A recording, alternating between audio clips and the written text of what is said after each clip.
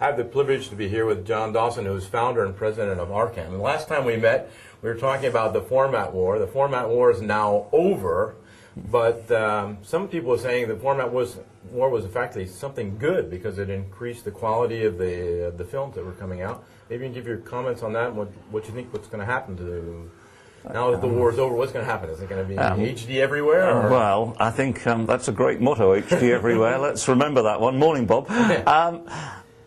I think the format war has been a good thing in the sense that it has got the electronics, the hardware, if you like, to a more affordable and more sophisticated state more quickly, that it's encouraged the studios to make the best quality they can of the video. It's got us out of the MPEG-2 video lock, which is what we would have had if Blu-ray had been on its own.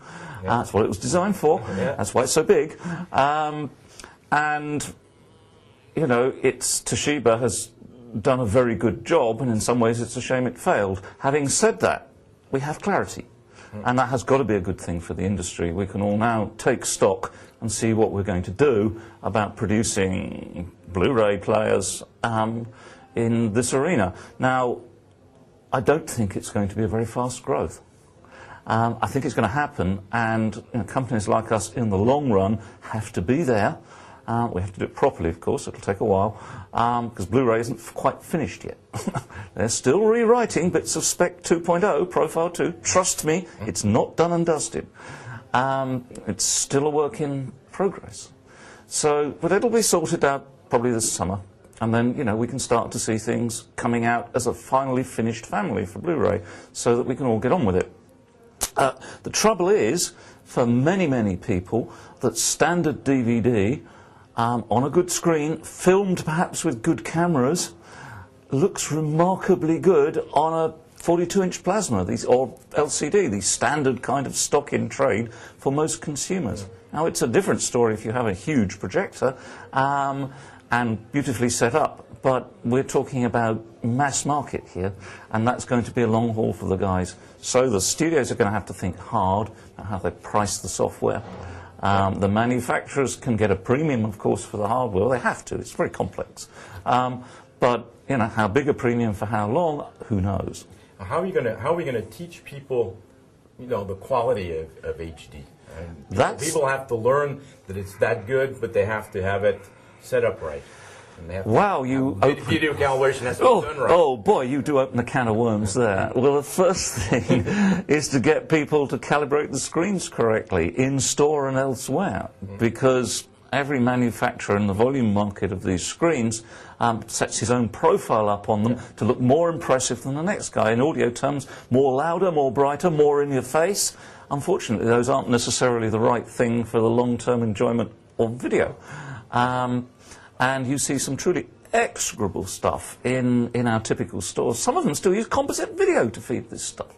So there's a huge education at the retail level.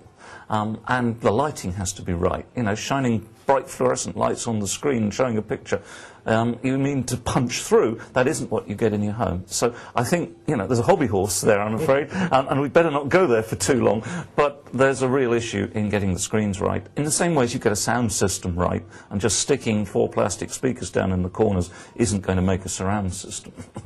Certainly not one you're happy with. Well, some people, you've got iPod Mania here, you've got one here. Some people say, well, I'm going to watch my film on my iPod. I mean, that's another way to do it, but that's a completely different market. Well, that's cool. If you want to do that as an individual and catch up with a soap opera you missed or something, I can't see what's wrong with that.